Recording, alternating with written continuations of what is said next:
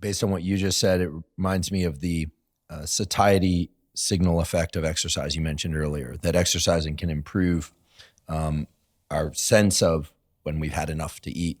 I just want to briefly mention that when Ali Crum was on the podcast, she mentioned that they'd been doing a study that I have to pair you to and have hear the conversation as a fly on the wall, because what she was telling me was that if people believe that a food is nutritious for them, then eating less of it registers as more satiating.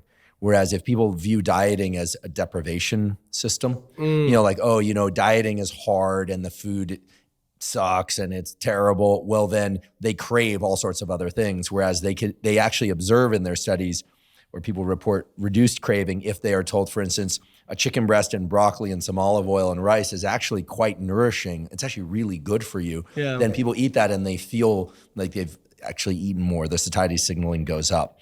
So it's just a point that Ali made. Those aren't my data. Satiety is so impressive because even the rate at which you eat, and right down to the size of the plate and the color of the plate, like the contrast in color. Really?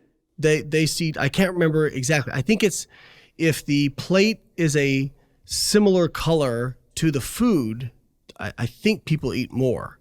Whereas if it's a bigger contrast, they eat less. So even like plate color can make a difference on how much you eat. So again, human brain, very amazing, but also very dumb in some ways, right? Like not an optimized algorithm. I always joke with people. I'm like, just look at how stupid humans are. You put some water in front of them, like, the ocean. They're like, oh yeah, I'll pay 10 times more for this, but it's just, we're kind of wired that way. The reward signaling pathways in the brain run one chemical mainly, dopamine. There are others, of course, and very few algorithms. It's sort of like a intermittent reinforcement is one, random reinforcement, but in the end, there aren't many algorithms, and we are probably not optimized, certainly not optimized for our own health, because people will eat themselves to death, drug themselves to death, et cetera, simply because something felt good at one point. Right. It proves your point.